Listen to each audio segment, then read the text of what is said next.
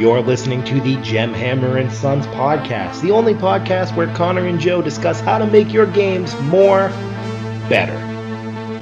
Roll initiative.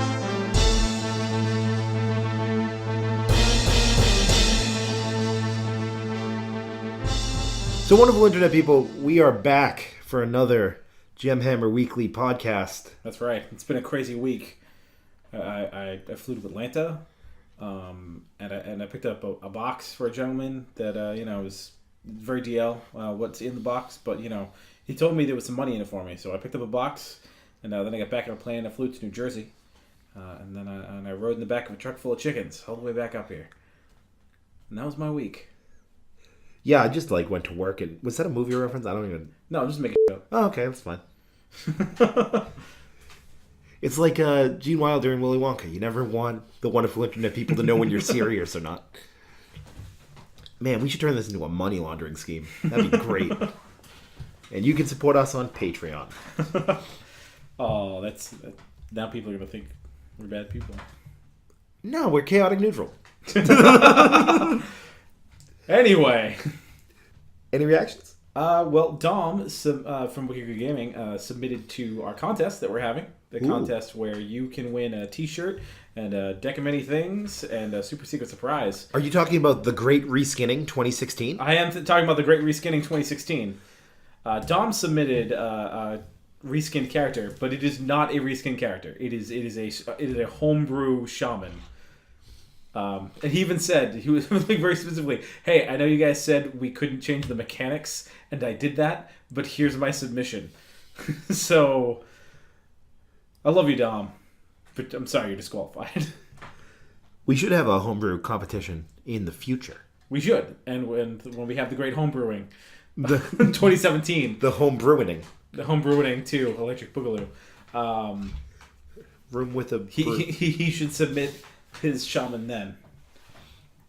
But we are still looking through all these submissions. You go down the post office box once a day and check to see. You have the P.O. box. Yeah. Letters. There's just piles of letters from devoted Wicked Game. Some guy actually had folded... Gemhammer fans. Someone actually folded a huge 6 foot by 6 foot battle mat into the size of a postcard. And he just put a postcard stamp on it. So I got it out of the post office box and I'm unfolding it. It was crazy.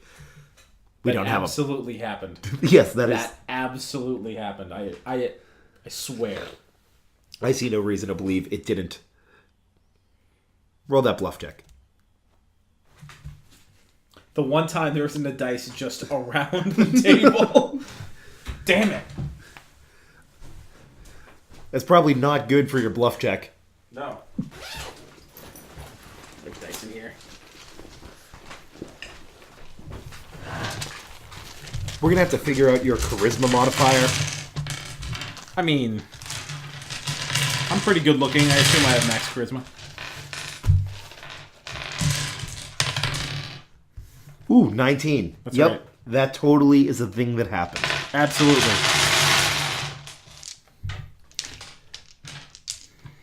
But the getting of the dice... But how many advantages did you need on that one? Many. I missed one. There we go.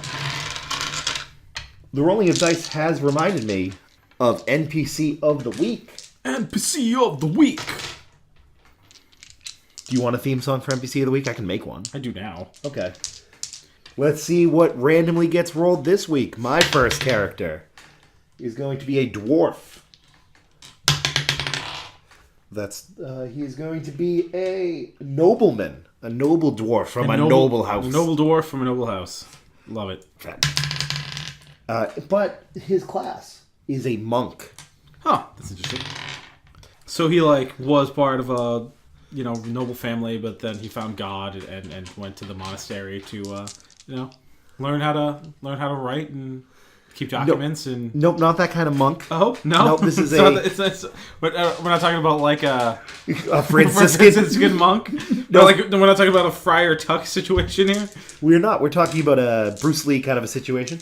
Oh, and hey, hello, Bruce Lee died for your sins. You maybe some. Yep. maybe some of them, but not most of them.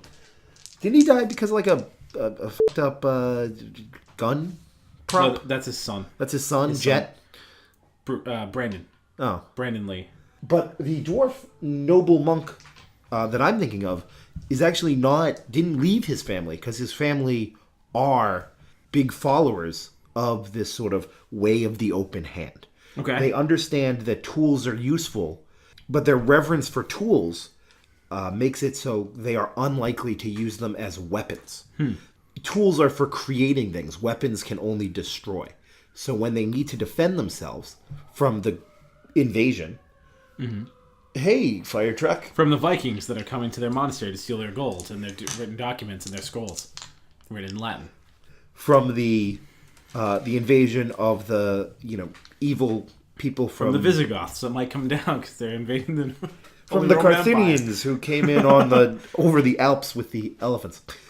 The Frankish are very upset. But no, when the invading armies of evil came, they threw down their tools. Tools are used to create, and fended them off with fist and kick. And his name, fisticuffs. With fisticuffs, yes. And his name, of course, Reginald Nopick. Reginald Nopick, huh? Reginald Nopick of the proud Nopick clan, who live in the Great Mountains to the border wherever the evil people are from. Reginald Nopick. You want to give it a go? Yeah, sure. What do we roll? The 9 is first. This is your 9. So you are going with 6. a gnome. Gnome. This can only get good from here. This is your class. 5. Class is fighter. Gnome fighter. And your background, criminal. A gnome. So I'm envisioning. Like a hardened, like broken nose, like dwarf. I mean, yeah, dwarf. Gnome. He's buff for a gnome. He's like really slick back hair. Like I'm thinking like an Italian mob boss gnome. Okay. Who goes around, and he's like an enforcer. He goes around, he collects the money. He goes around to the market stalls and he's like flipping over tables. It'd be a shame if something would have happened to your market stall. It's you could use some protection. Is that how gnomes talk in your mind? This is how this gnome talks. Okay. He was raised by dwarves, don't you know? Oh. So he goes around with a group of thugs and just like shakes everyone down and takes their money and looks out for the mob boss and all that stuff. Does he have a name? Yeah, Snake Eyes Flipplebit. And I assume that Snake Eyes is sort of his gangster name, his true name, if anyone ever knew Flipplebit is the gangster name. Snake Eyes is his birth name. Is this an entire family of gnomish mobsters? Don Flipplebit.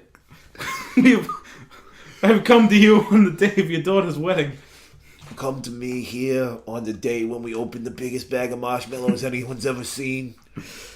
And you ask this of me.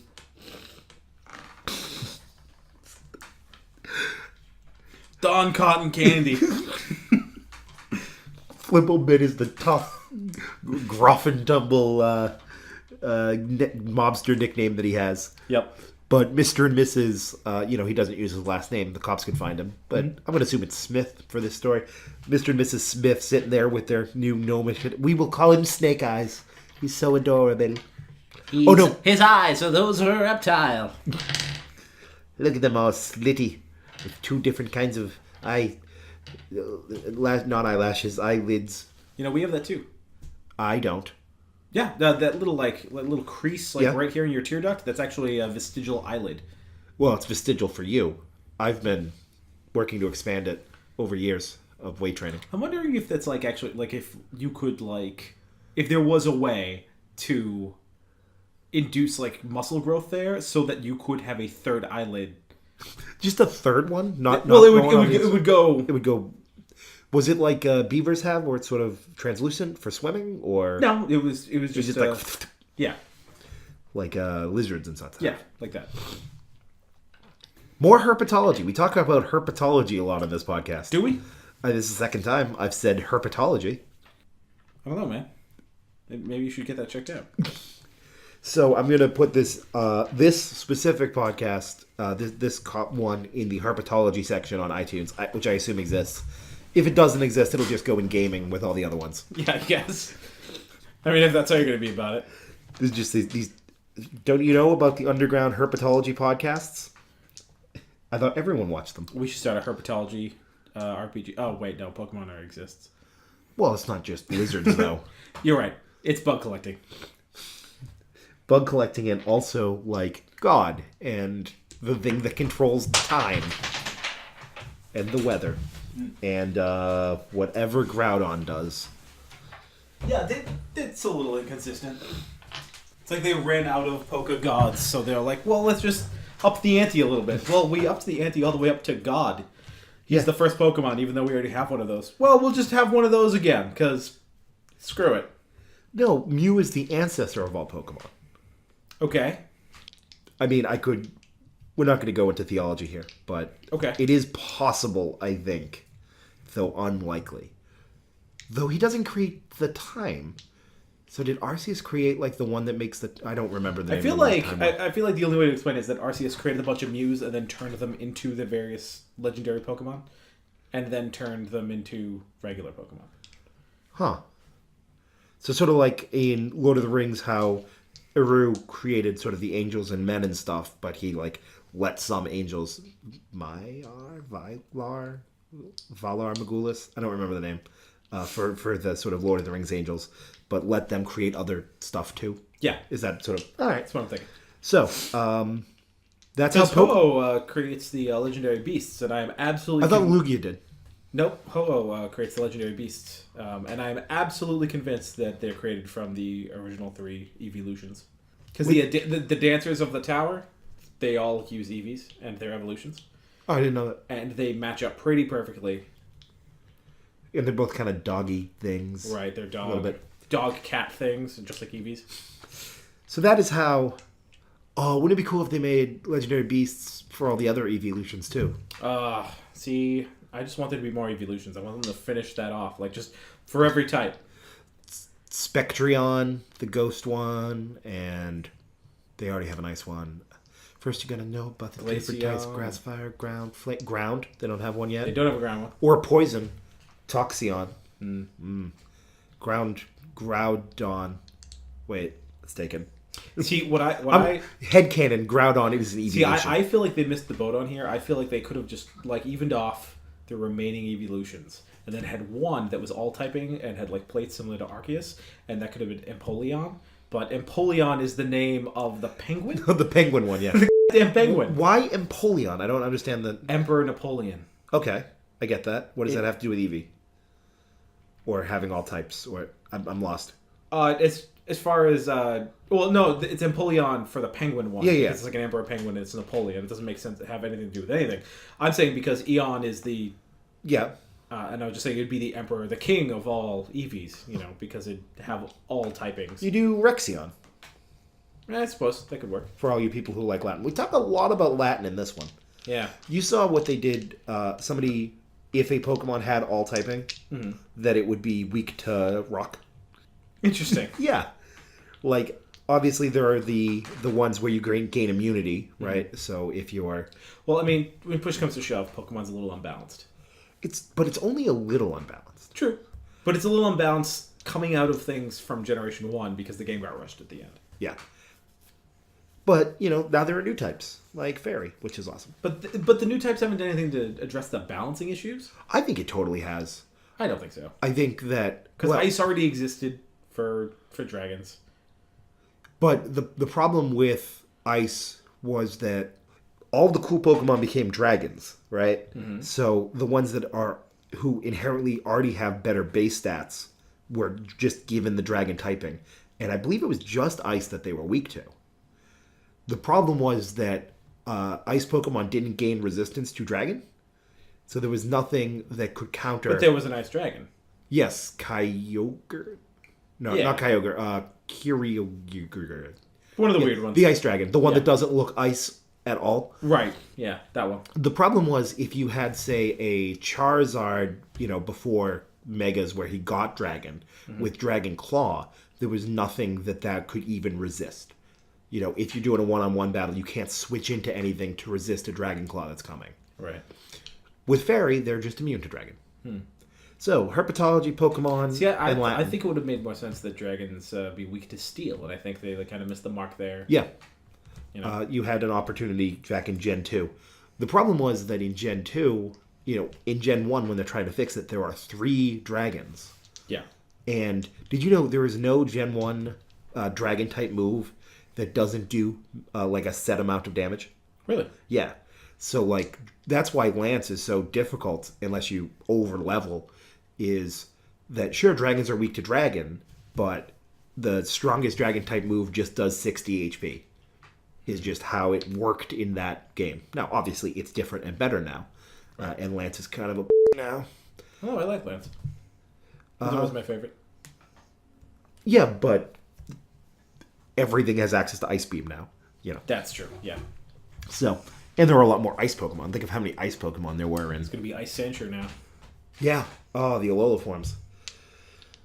We can talk about Pokemon forever, but we're more or less a D&D podcast. We should play a game of the D&D, of the Pokemon tabletop game. Is there a Pokemon tabletop game? Yeah, remember we were... That's right. I do remember that, yeah. And just see how bad it is. We totally should. Yeah. So look for that coming up from Gemhammer and Sons weekly podcast called Podcast. Podcast. Here's an ad.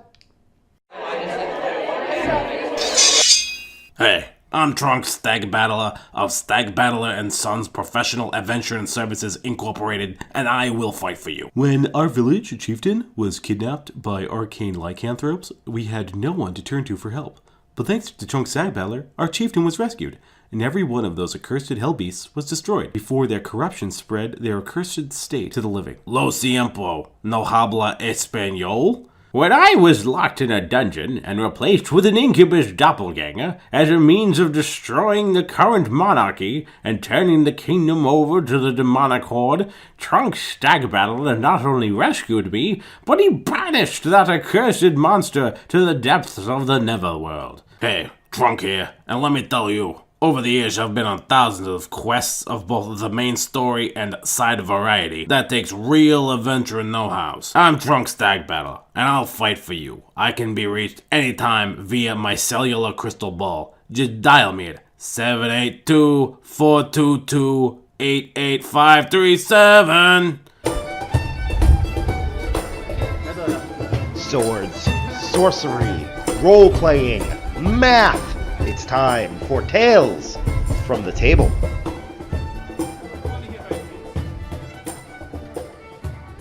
I hope you like that ad and that Tales for the Table theme. It was so good. Let's bring me back to the good old days when we used to play that all the time. Hey, it's so funny that the podcast when we talked about Lindy Beige and what the dice roll means, and I even used the example like, oh, I can make a competent podcast, but I can make it better or worse based on sort of random happenstance. And the podcast before that podcast, and the podcast after that, I forgot one of the theme songs. So yes, the dice roll, even though I can create a podcast, sometimes I still need a little dice help. So yesterday we had a weird happening. We had 3 people drop out of playing D&D. Which is unfortunate because I had this cool thing all set up and I was ready to do it, and I was like, which you'll hear about next week. You will hear about next week. It was one of those things where it's like I was racking my brain. It's like, how is this going to work? Because it's actually based a little bit off of something from a video game. This puzzle, this fight encounter puzzle thing that they're going to have to go through. And I finally got it all worked out that I think it's going to be really cool, an experience. Then everyone was like, yeah, we're not going. So it was just you, myself, and Dom from Wicked Good Gaming. The Dom from Wicked Good Gaming? Yes, the one and only. Oh. Don Flipplebit.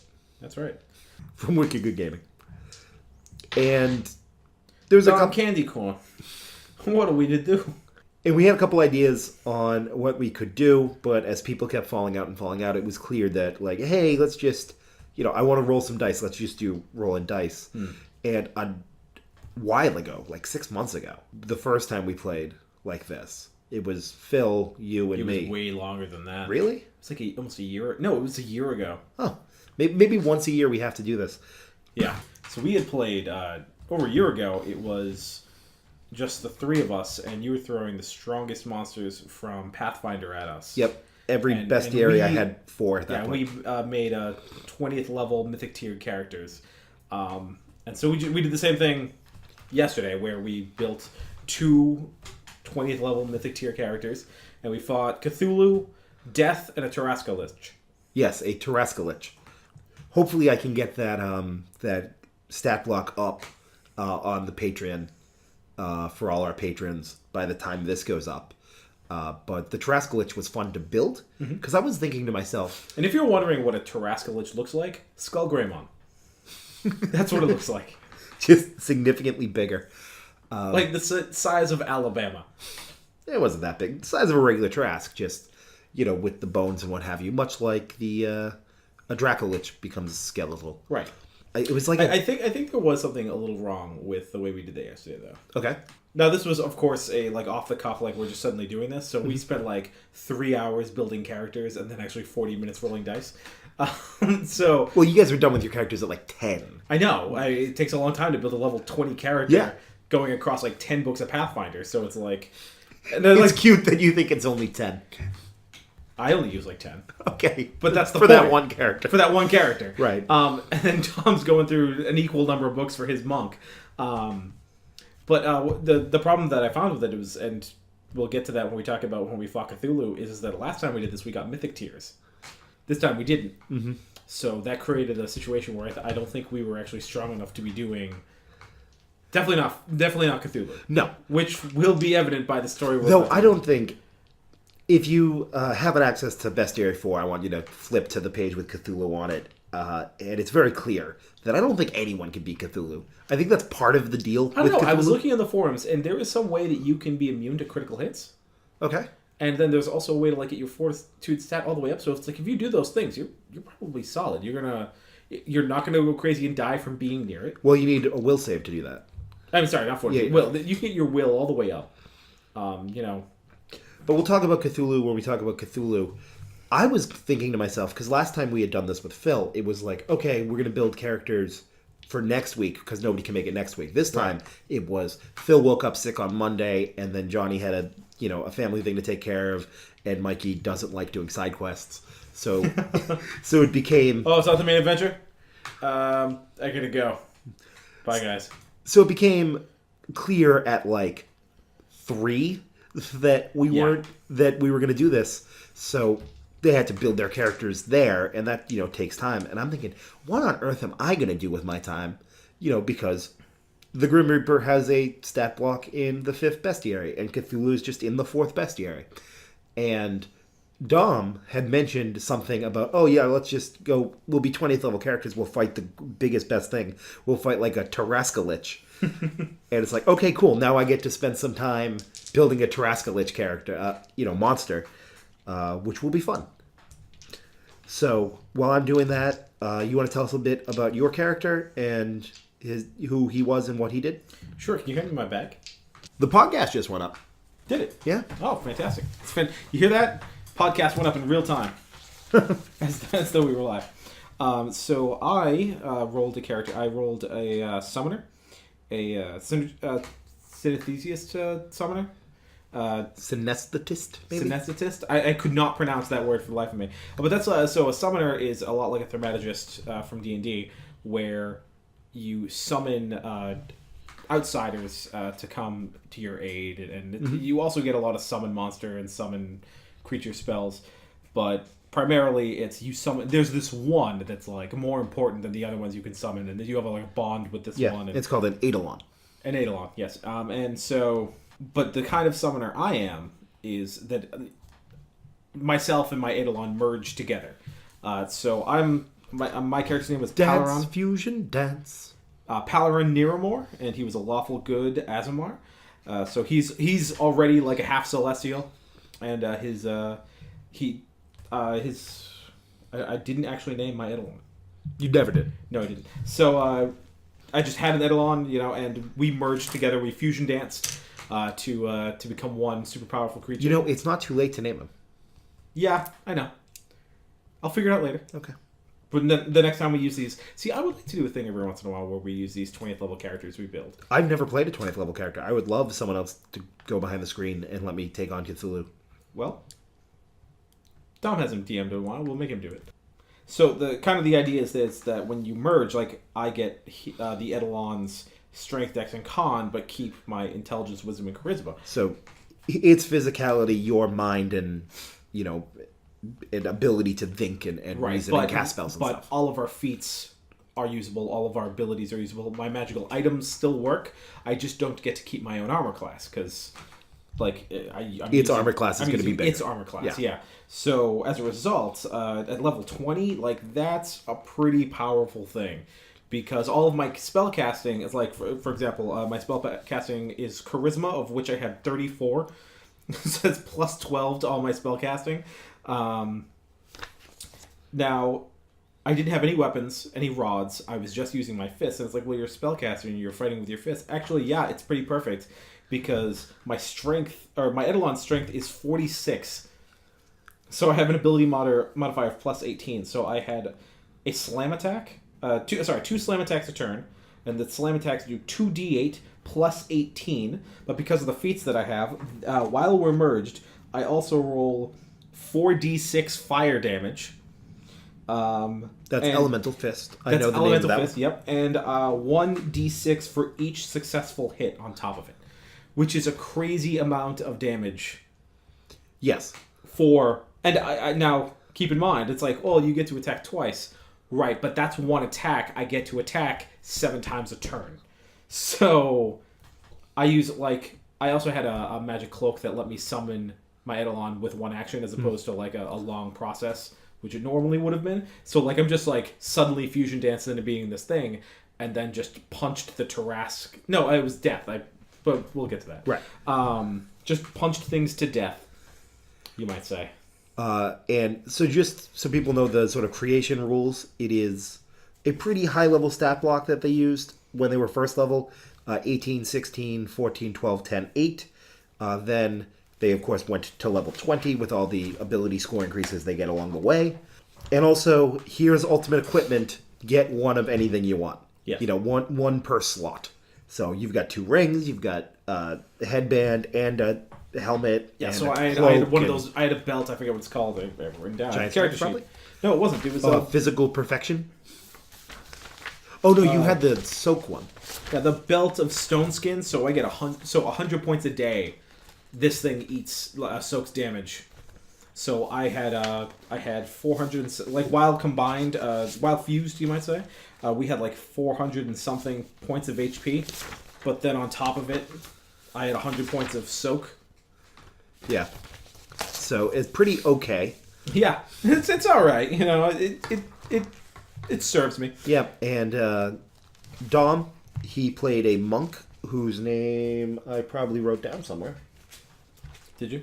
Oh, because he had played Peter Wu and Anthony Wu. Mm-hmm. He was playing, and the story takes place in sort of the primordial ooze thousands of years ago from even the first campaign, which is 1,000 years before this one. Right.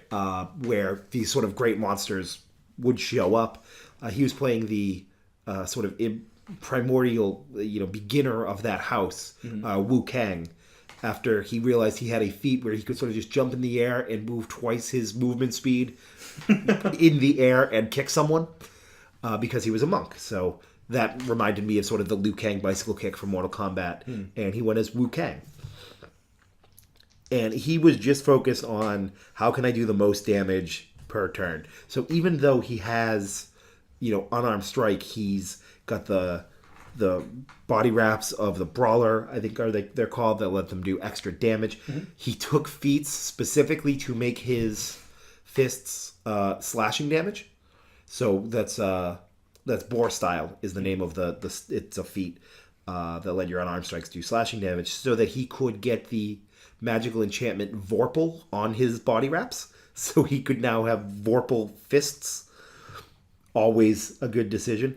A mask that made him grow in size, so now I think he ended up doing 4d8 per every punch.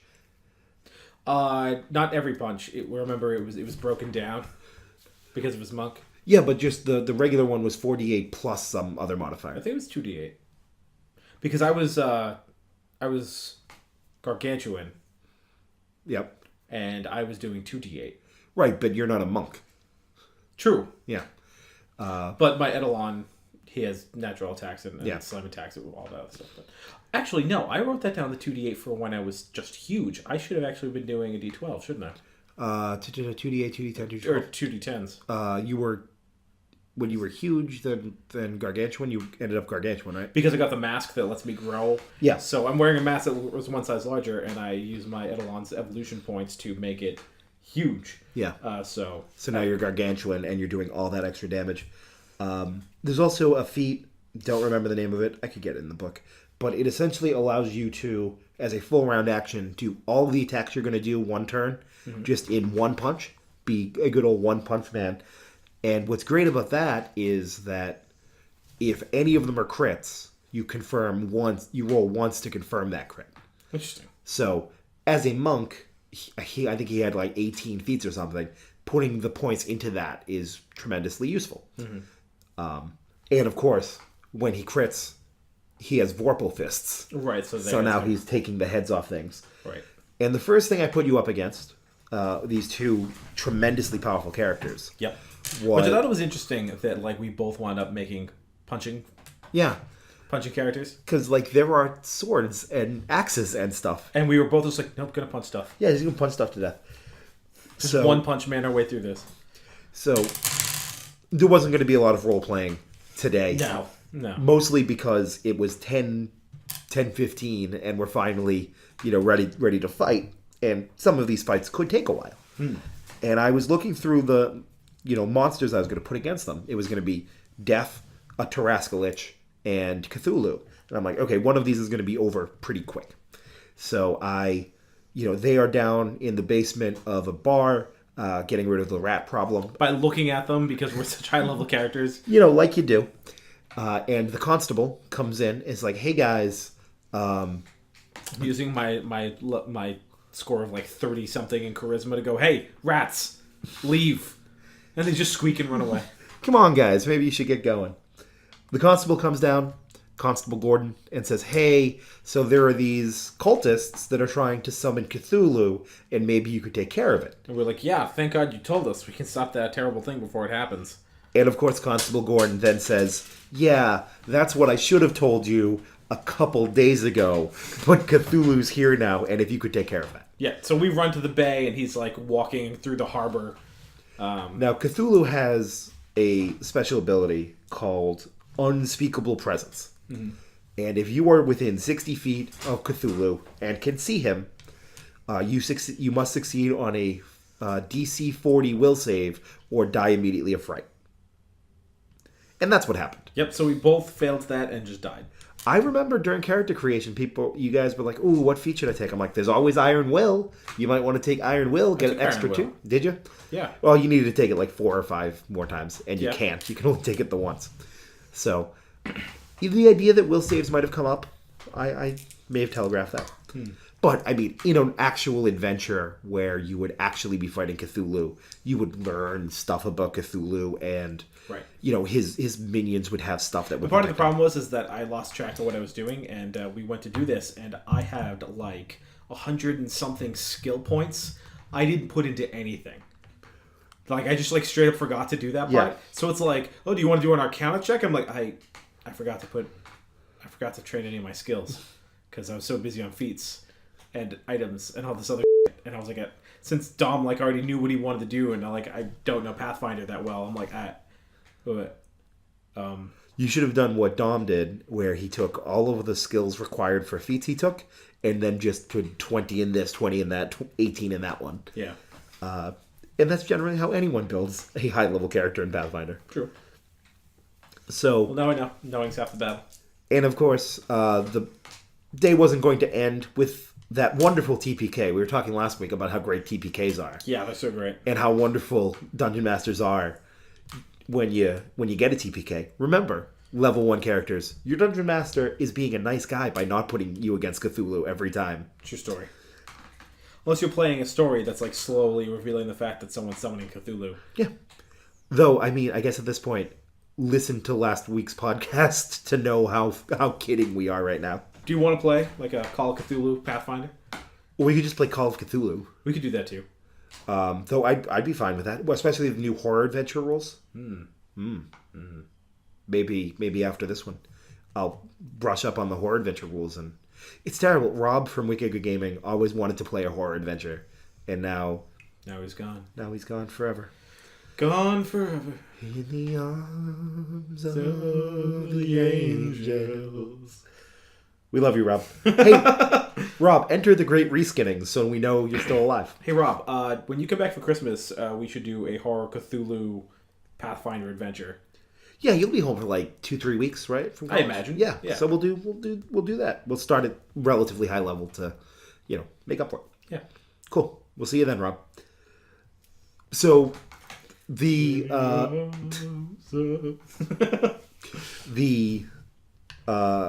storytelling technique that I used to get back to square one is like the end of Clue. Spoilers to anyone who hasn't seen the 1993 movie Clue. Oh, by the way, if you haven't seen the movie version of Clue and you play board games, you're missing out. Yeah, Clue's great. I will contend it is one of why can't I remember the man's name? Tim Curry? Tim Curry, yeah. One of Tim Curry's greatest performance. It's no Muppets Treasure Island. I will put that out there. But he does a great job. He does a really great job. Big ensemble cast, and he sort of ties it all together. Madeline Kahn, wonderful. So, Clue the movie, spoiler, ends with... that's how it could have ended. Right, that's how it could have ended. But it could have ended like this. Right, so actually, I will talk about Clue because I really like this. In movie theaters, they only got one ending. Really? Yeah. So if you in your home version, it'll be like, it could have ended that way, but this is how it really ended. That it's not played like that in theaters. Really? In theaters, individual theaters, and sometimes bigger theaters, individual showings of theaters had different endings. Can you imagine how internet breaking that would be if they did that when there was an internet? Yeah. It didn't tell anybody about it? Just people arguing like that. That's no. such a great idea. No, it turns out that Rey is Luke's daughter. No, Rey is clearly Obi-Wan's daughter. Did you not see the end of the movie? Clearly she's a female clone of Palpatine. Weren't you paying attention? Did you not notice when she went into that cocoon and came out as a Hutt? It's like that's how Hutts reproduce, my friend. Pay attention. So she's Boba Fett. She was on the desert planet. She just went through one side of the Sarlacc pit and came out on Jakku. That's how Sarlaccs work. Exactly. Did you even see the same movie as me?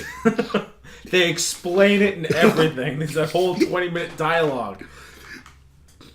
Of course, we never would have pushed Boba Fett in there if we had known that Sarlacc pits were trans-dimensional portals to the future and changed your gender. They why would they even say that if that wasn't what they was? Mr. Abrams, have we get an idea for you? Call us. So it's like that's one thing that could have happened, but cut back to the bar. The constable comes down. It's like, hey guys, wanted to let you know there are these cultists and they're trying to summon death down by the beach, and you guys should take care of that. Yep. To which they responded, yeah. That's a great idea. We've got a couple days to plan and strategize and stop these cultists from summoning death into the material plane. It's like, ooh, that's something I should have told you a couple days ago, because they're already done and he's there reaping the souls of the living. And they go down the beach and he's sort of just reaping grimly, as one does. Like you do. Death has some cool stuff about him. As a monster. If he crits on you and you don't succeed on, I believe it's a DC 34 fortitude save, you die. Yeah. He has this cool thing called True Death, where if he kills you, nothing can bring you back besides the gods. Mm-hmm. So, True Resurrection, for children, says the Grim Reaper. And of course he has a huge scythe that scythes back and forth a bunch of times. Now that's scythe. Yeah. That +5 keen adamantine scythe. Yeah, is that ability part of the scythe? No, because it's just that would part have of been him. Perfect. for the next fight against the Tarrasque Lich. against the Tarrasque Lich. Because I have that scythe now. Yeah, well, you would have, but after more or less three-shotting the Grim Reaper. No. So the Grim Reaper hit me, and he should have killed my Eidolon. Yep.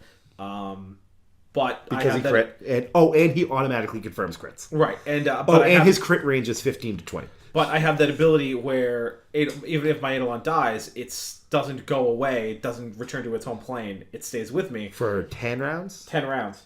So I was able to then use a spell. So when it like, cause he went first, and then it was my turn. So I used my spell to heal up my Eidolon so that it wouldn't go back to its its home plane in any rounds. I was just back to hit points. I was able to restore it, and then it was Dom's turn. So Dom hit it, and then the Reaper hit Dom. Yep. Because you had moved away to try to cast a to spell. get that, and so then I ran up and I punched it to death in 3 out of my 7 attacks. Yeah.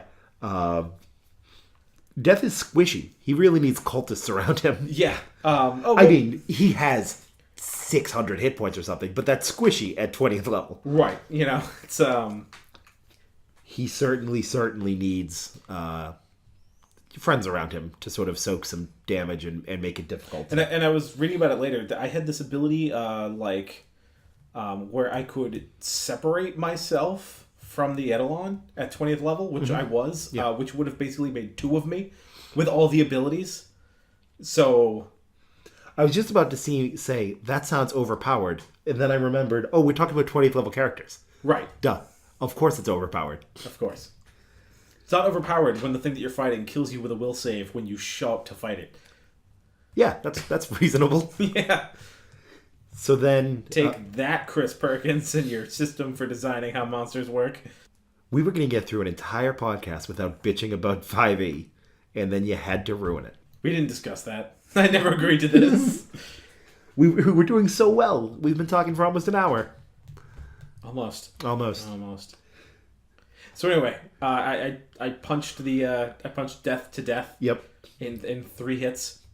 And then we Tim Curried back because you had something else to fight. That's right. And doing it with this amazing scythe would be, OP. OP at 20th level. Yep. Or, just because it's a nice one. And you're back in the basement of that bar, killing rats. And who should come by but the constable? It's like, hey, just want to let you know, there are these cultists. And they are bringing a Tarrasque back to life as a lich. Mm-hmm. So if you guys could go take care of that. Which is weird because, we kind of established that it was the same Tarrasque as that Tone Starkenstone and... I can never remember Phil's orc's name. No. That it was the one they fought, just brought back as a lich. So that would mean that it's not taking place in the Titan primordial era. It's taking place whenever the hell. It was the Age of Dwarves. Age of Dwarves. I didn't know that they were the same Tarrasque. Oh, because I said that. I said, didn't the Tarrasque get killed by the dwarf and his orc chum? And then you were like, yeah, but now they brought it back as a Tarrasque. I want to point out exactly as a lich. I want to point out exactly how canon all of this 20th level bananas is. You told us it was canon. 100% canon. I was going to say, you told us at the end last time that it's like, this is... Oh, we'll get to that. So, they're now fighting a Tarrasque Lich. Yep. A Tarrasque Lich, of course, is a Tarrasque that's been turned into a Lich. For reasons. Right. Usually becoming a Lich involves, some sort of arcane craziness and giving up of your life into a phylactery and whatnot. But evidently these cultists could just take care of it. Yeah. So coming in from the west came this giant skeletal Tarrasque. And how'd that go?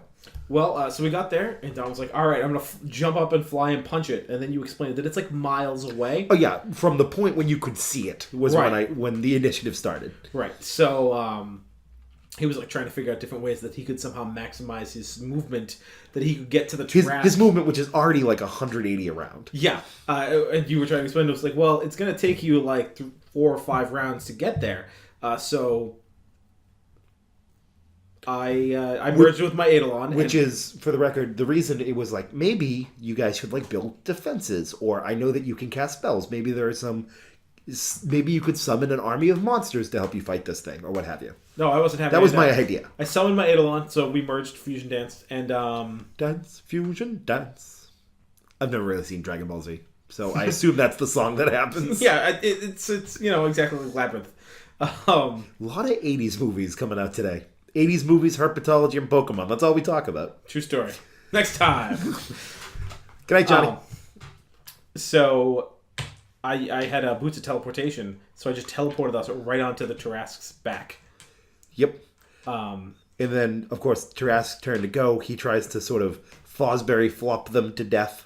Yeah, he rolled over onto his back to crush us. And he didn't. Nope. We were able to just take the falling damage, which was... Well, and Dom's a monk, so he got to have his... I don't take falling damage anymore. Yeah, and I had that belt of soak, so I just landed on my feet, took 80 points of damage, and went, whew, I'm good. Ouch. It didn't even hurt. I'm not even mad. I'm impressed. And after some fighting, Tarrasques have hit points for days, and so do Liches, strangely enough. So Tarrasque Liches. But Vorpal punches later, and the thing doesn't... I didn't even get a turn where it got to attack. Really? Yeah, Dom just attacked it. And Vorpal punched it. And Vorpal punched it to death. So, but... Now, to be fair, I feel part of that is because he crit a bunch of times, and so its head was off. Yeah. But so he was like, all right, cool, we're done. And then I had to explain to him that that's not how Tarrasques work. And that it was, like, we could very clearly see that its body was regenerating. Not only is that not how Tarrasques work, that's not how Liches work either. Right. And this is both. Right, so it's like it's regenerating, like its bones are reconnecting. It's like its lopped off head is like slowly floating in the air and sliding back on the ground. Right. So he's like, all right, I'll just punch it to bone meal. And it's like, so I can just take a 20 on crushing it into dust. And you're like, yeah. So you crush it into like bone meal. And he's like, well, all done. You can see the bone meal entropying into solid bones. And I was like, no, man, we need to like wish it to death. Do you think that Tarrasques break the second law of thermodynamics? I would think so. Man, I was going to have one too. So you have to wish it to death. Right, so you got to wish it to death. And we neither of us had access to anything like that, being a monk and a summoner. But I had this cool ability where I can create my own planes of existence. Yeah. I can create demi-planes as spells. So what we did is we waited for it to reform most of its body. And Dom just kept hitting it so it didn't come back fully to life. Yeah, it's regained 40 points every round. That's 6 seconds. Yep. So it's like, hey, just stand there and like tap on it with your crazy monk hand, and that's good enough. Yeah. And so I created this demi-plane and teleported the three of us there, and not realizing that I could have, if I had like planned any of this, taken spells that would have allowed us to teleport back. Right. But I didn't realize that there wasn't any just straight summoner spells that let me just teleport back. And also, since I have Boots of Teleportation, I was like, oh, I'll just teleport back with these. And you're like, well, no. Doesn't allow interplanar travel. Right. So now we're like trapped with a Tarrasque Lich. With a Tarrasque Lich that's slowly regenerating in this place. So it's like, okay, so I have 2 other spells that let me create demi-planes. I'm going to use them. So while this thing is regenerating, we created this plane in the ethereal plane. We now created another one in the astral plane where we teleported there. And then I used my ability to eject us from my demi-plane into the astral plane where we could conceivably find a portal to take us home. Right. And that's where we decided to end it because it was like getting late. And after you've killed a Tarrasque Lich, death and... you were never going to get Cthulhu without significantly more levels than 20. Yeah. We decided to call it there. I hope that Wu Kang and Palarin? Got it. Wu Kang and Palarin. I hope we get to see them again. There's a new bestiary coming out in a couple weeks, for the record. It has to have a strongest monster in it, by definition. True. So maybe it's a thing that lives on the astral plane. Maybe. Only one way to find out. And we departed... Next time on Dragon Ball Z. Dance, magic, dance. Magic, dance.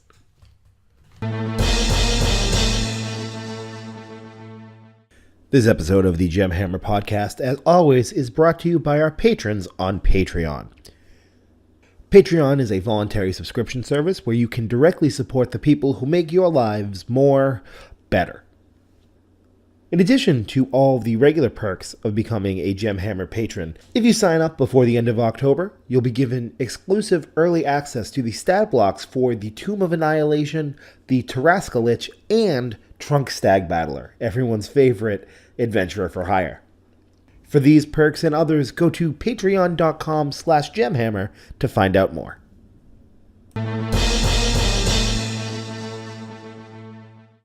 And we're all back here again now today. How are you? Pretty good, yourself? So our We're fine. everything's fine up here now today. How are you? So our topic for this week's weekly podcast, topics of the week, is Battlemats and the Theater of the Mind. Now, The theater. Now, our group generally doesn't use a Battlemat. I have a Battlemat if you ever want to borrow. Well, I mean, that's actually coming up with our group. Our group is kind of debating whether or not they want one. Everyone, we've had a couple of confusing sessions where it wasn't clear to the players where everything was. I was keeping track on my end. Like I had a notepad and I had everything drawn out, and I was just like putting where people are, and I was roughly where people were going and how they were moving. But it wasn't as clear to them at the time. So I think there's a call now for having a battle mat or maps or something that they can use minis on. So it's very clear where they are at any given time. I like the Theater of the Mind. I think that allows me to be a little more cinematic about what we're doing. I agree wholeheartedly. Okay. When we played Pathfinder and when I DM'd 5e, we used Battlemats a few times, mostly in big set pieces. Yeah. Right? So the 5e adventure we just ended, we used it for the big battle at the castle and versus the Beholder. Yeah. And the Beholder was, in all these cave systems, and there's a big shaft moving through it that the Beholder could sort of float up and down in.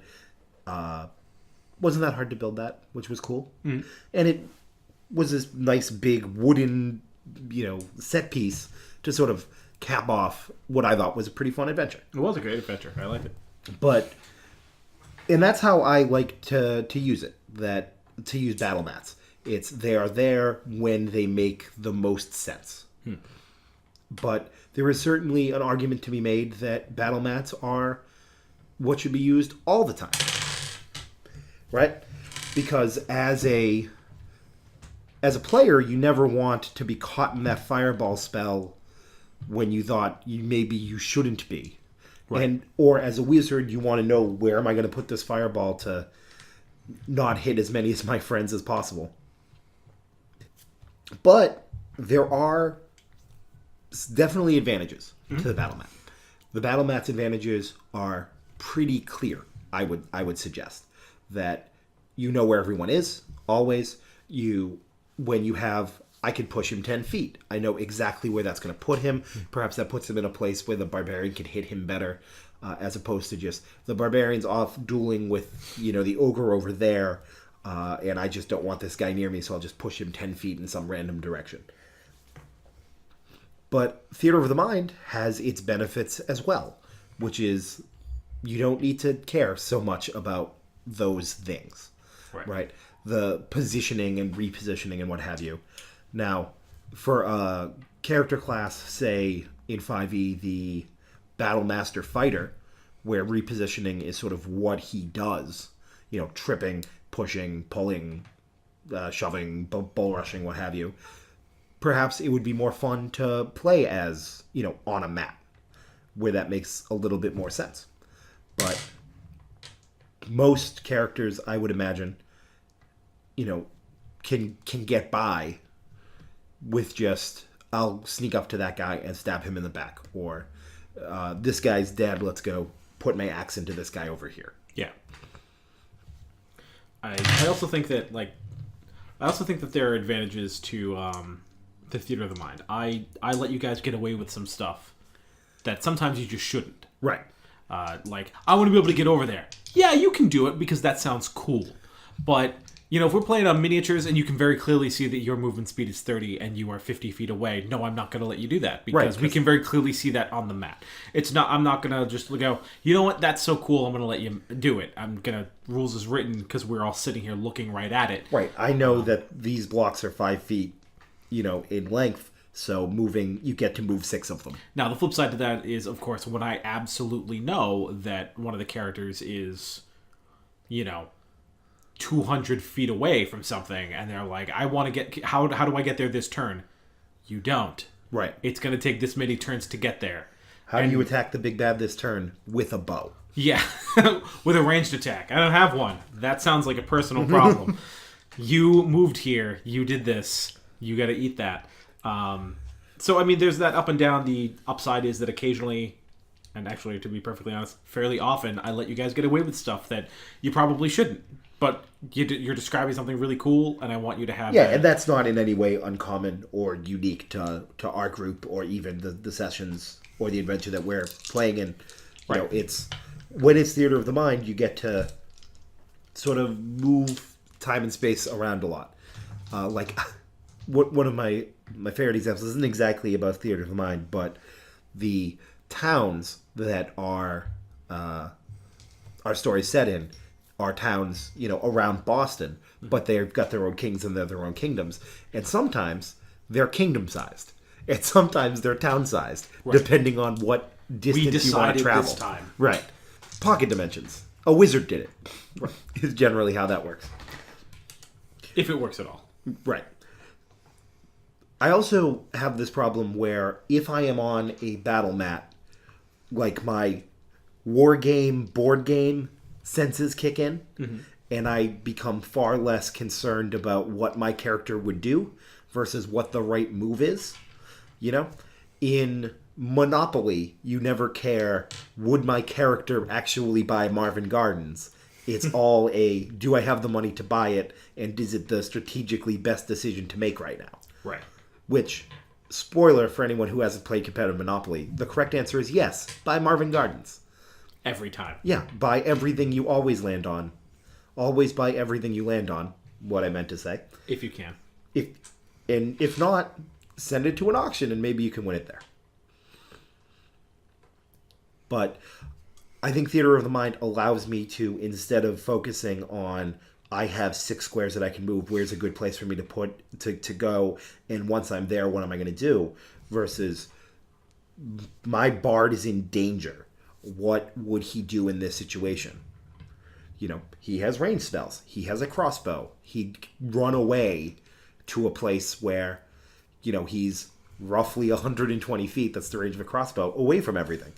And if I'm actually on a board, now, in Theater of the Mind, the difference between 60 feet from the fight and 120 feet from the fight is pretty much nothing. Yeah. I mean, if we're being honest, I'm not within melee range of anything, let's go. But if the fight moves, if the big bad gets repositioned through a push or a pull, or maybe there's some sort of cool moving thing on your battle mat, okay, that spell doesn't work at this range, but a crossbow would.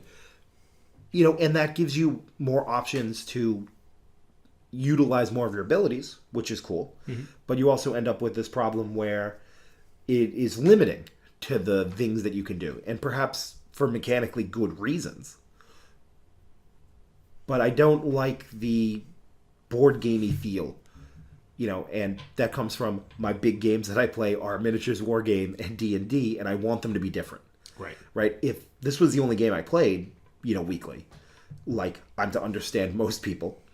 Most people we play with don't also spend the weekends, playing some other game. They play video games and what have you, but another tabletop game.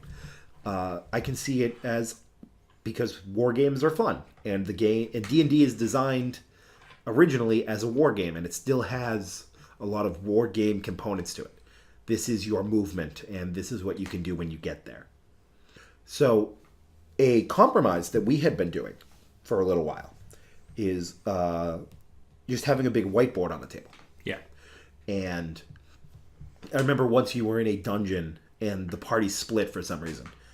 for a couple rooms. It's not like, okay, you guys go seduce the queen and we're going to go under this underground thing. Two characters had like jumped across this pit that was uncrossable for various reasons. And like when they got across it, they activated this thing that made it uncrossable. Mm-hmm. Like there was no making it across. And if we fell, it's just nothing but spikes and sheer walls. It's like we'd be fools to even try this. Right. So we were now separated. So let's try to meet somewhere in the middle. So just a simple thing of drawing, here's the room I'm in. Yeah. And here are the characters that are in. And on a whiteboard, that's super easy. When you move a room, just, cross out the initial that's written there.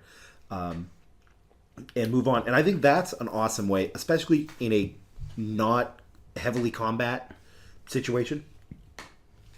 Something where traps and environmental obstacles are bigger deals.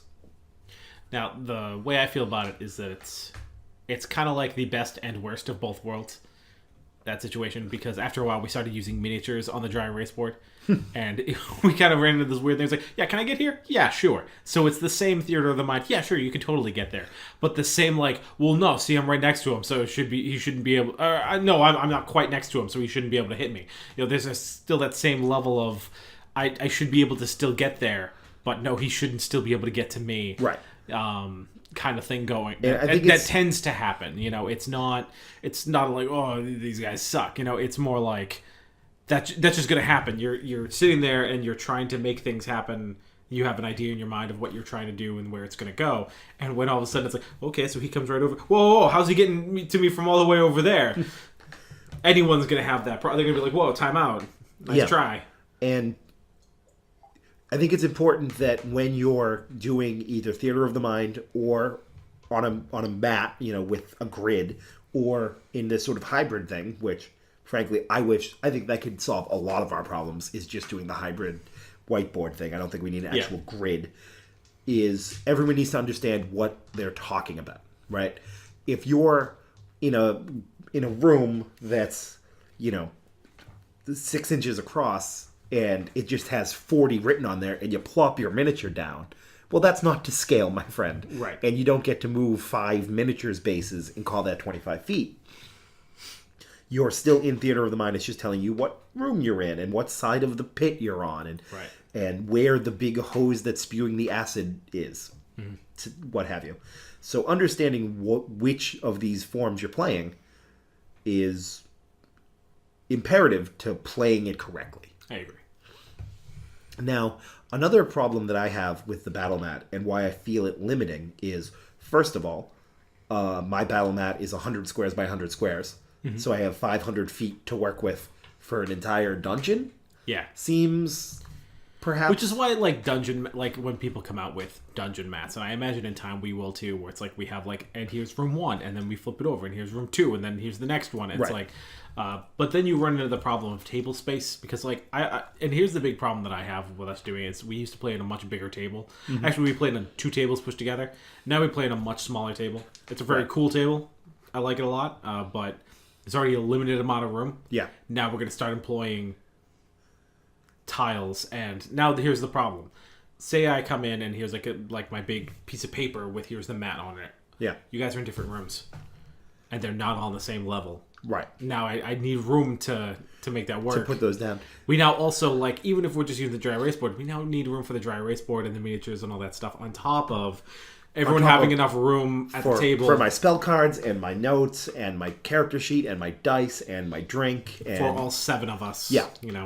And then you've got, a third of the table for all your notes, which are significantly more, because you need a character sheet. And right now, everything. I don't have a lot of room. I'm kind of I got 2 books and a notebook stacked on top of each other with my fingers in them, so I can flip back to the page. The dungeon screen is pushed in around me, and my dice they're just wedged in the corner, and I'm constantly where is a D20? Where can I find one? Oh, there's one. Yeah, you do it. Fine, whatever.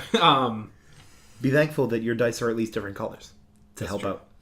The other problem is that, sure, as a player, you need to get a miniature, right? And I understand there are people who really like miniatures and like painting them. I like miniatures too. When we first we're going to start playing, I went and got miniature, because Torben was originally going to be wolf themed, and then he was entirely wolf themed actually right up until like the third session, because the first session we played, Dom was a sorcerer. Then he came back and he was a barbarian themed.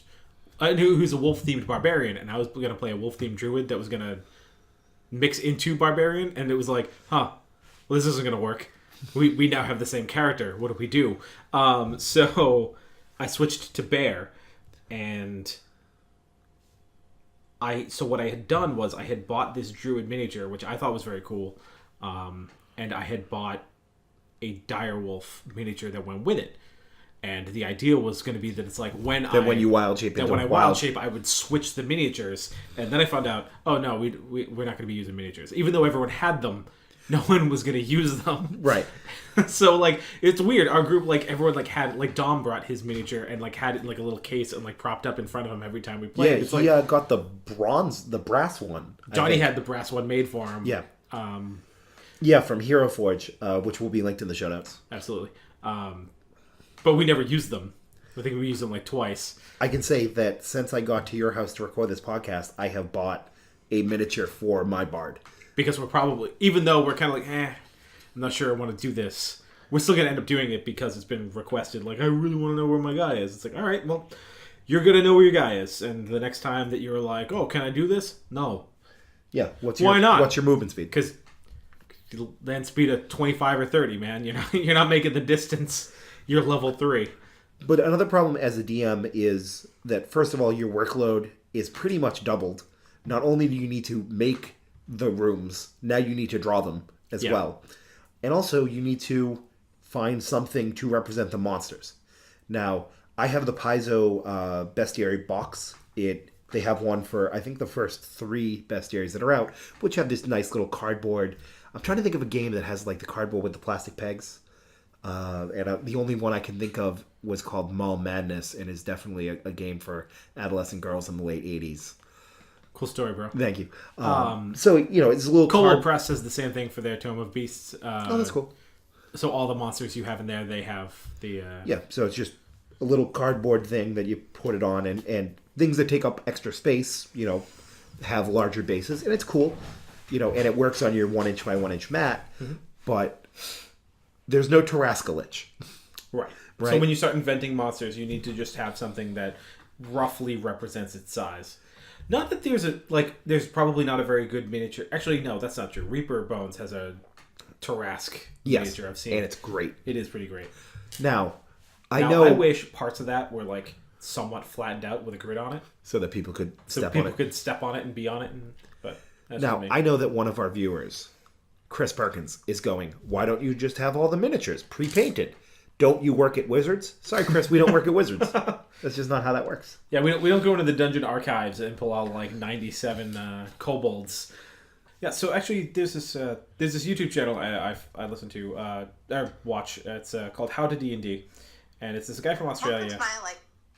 Sorry, I just accidentally started playing an episode from it. How to D&D. It's this guy from Australia, and he actually has this one video, which we'll put in the show notes. And it's like, hey, do you not want to have to like get 1 million miniatures for your D&D? And he describes it like D&D like has the big like board games now that come with tons of pre-painted miniatures. And he does the math, and he's like, if you buy these games for their miniatures and also for their dungeon tiles, and don't use them as a game, but instead use them as a D&D like resource, or Dungeon Master's resource. It's like you have all these interchangeable dungeon tiles that like mix and match between these big games, but then also you have all these unpainted miniatures. They end up like costing less than $1 each, the miniatures, when you do the math out, which is really cool because there's like a lot of different like monsters within any of those sets. So rather than buying like going out and getting a ton of miniatures, you can get these games for like $40. You end up with like 100 and something miniatures. And then also a ton of dungeon tiles on top of it, which I'm sure some people would want to get those games to play as games, those board games, but now you have this other option that it's going to be significantly cheaper than going out and getting tons of dungeon mats and buying all the dungeon tiles and then also all the miniatures. So, I mean, that is an option that's available, Yeah, there are definitely ways to move around it, but from from a big picture standpoint, I still think that Theater of the Mind is a superior way to play the game. I agree. I don't want to play a D&D themed board game. They have that. It's called Dungeon. It's awesome. I want to end up playing a character and thinking, okay, my guy sees these skeletons coming. What would he do? As opposed to looking at the board and trying to... Where should I be placed? Optimize my positioning. Yeah. Because I think they're different games. Now, we say this a lot. Do I fault you if you want to play with a battle mat and it all be about positioning and moving people around and doing this and that? No, I don't. I think that's a perfectly acceptable way to play this game. I think you'll have a lot of fun with 4th edition. Enjoy it. Yeah. But I think there was a big movement in 5th edition to not focus on battle matting because of how much it made 4th edition a game that didn't feel like D&D. Right. Right. Even if you look at the let's say Acquisitions Incorporated, right? Mm-hmm. The first few that they did in the ones they did in 4th edition, of course they used a battle mat. You have to use a battle mat in 4th edition. Right. Because every strike that your fighter does has repositioning abilities, and every spell does this and that. And then they went straight Theater of the Mind, and then realized, oh, we can't have these cool set pieces that people like. And then they did the set pieces, which are practically our whiteboard. There's no grid on that. Nobody's going 1, 2, 3, 4. Here's a cool thing. Can I make it all the way to here on this turn? Patrick Rothfuss is like, can I get here? Yeah, sure. Whatever you want. And that's fine. Like, I don't see a problem. Like, if we started doing, like, miniatures and stuff, it would probably be there's no grid. No grid, it's right. Like, can I get here? Yes. But I also want that to be important because more than a few times people have, like, split the party, but I didn't tell them they split the party. They just did. Mm-hmm. And then it's a situation where I was like, all right, cool. So can I get over there to help them? No. Why not? You're like, well, you split the party. You're like, you went off by yourself and are now 300 feet away from anyone and anything that could help you. Oh, but I'm okay. Oh no, you're screwed. You're surrounded by enemies where you're not paying attention. So I don't want you guys to end up in that situation at all either, where all of a sudden you were in a situation where you didn't realize how far you were from everyone else, or that you were surrounded, or like any of those things, and now all of a sudden you're in a situation where it's like, well, all I can do is run and hope that my land speed is faster is than good theirs. enough. Yeah. Thank God you guys were on a boat, because it wasn't. Right, but who cares about land speed when you're on a boat? Exactly. You jump the rail, man. Get in the water. Yeah, I got 30 clicks of swim speed. What? Do I not? No, probably not. Is that not how half-elves work? I'm pretty sure that's not how half-elves work. I thought that half-orcs could swim in water. No, fire, lava, acid, lightning. You have no idea what I'm talking about, do you? No. Okay. That's just a little Easter egg for all the wonderful internet people. I mean, instead of swimming in water, they swim in different elements. I'm not sure. Last week we were talking about character death, and we had said that it's probably a wrong decision to kill a level 1 character. Yeah. But if they do something super stupid, like swim in lava, like right. half-orcs can swim in lava, sometimes you gotta, Right, okay. I'm back. You're back. Hey, welcome. Welcome back. How's your day? This is episode 7. This is episode 8. Is it 8? Yeah. Oh, son of a bitch. That's right, 6 came out, and then character death came out right after that. So yeah, this is 8. 8 movies that come to 8. What's the 8th Halloween movie called? Man, I haven't seen the first Halloween movie. You haven't seen Halloween? No. You should. See, I don't like those slasher horror movies. Like, they don't scare me. I just think they're incredibly dumb.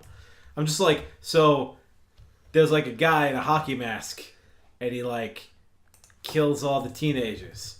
Yeah. Okay. Why don't they run away from him? He seems slow.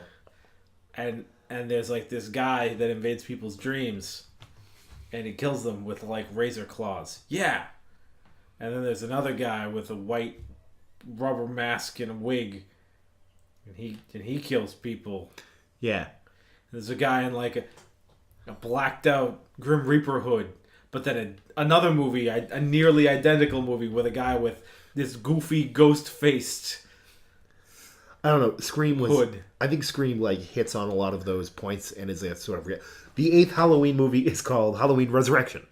This is the Gemhammer Weekly podcast, Resurrection. Well, that's appropriate because last week we talked about character death. This isn't the one that's set in space, is it? Is there one set in space? No, it's Friday. It's not. It's Friday the 13th has one set in space.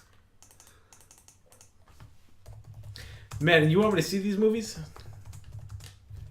I want you to see the first one of each of these movies. I'm good.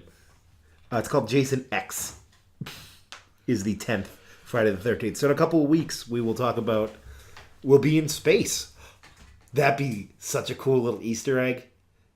If 2 weeks from now we played Star Wars, so then Gemhammer Episode X Could be in space. could be in space. Or we could play Mega Man. In the year 20XX. Or Mega Man X, which is set in 30 XDX. So now, herpetology, slasher flicks, Pokemon, Latin, and Battlemats. That's what these people come to the Gemhammer Weekly podcast for. And references to post-Rome, medieval Europe. Yeah. Like nature intended. In accordance with the prophecy, really. And involved and like getting used to our voices. And then it's like, and finish with a bang.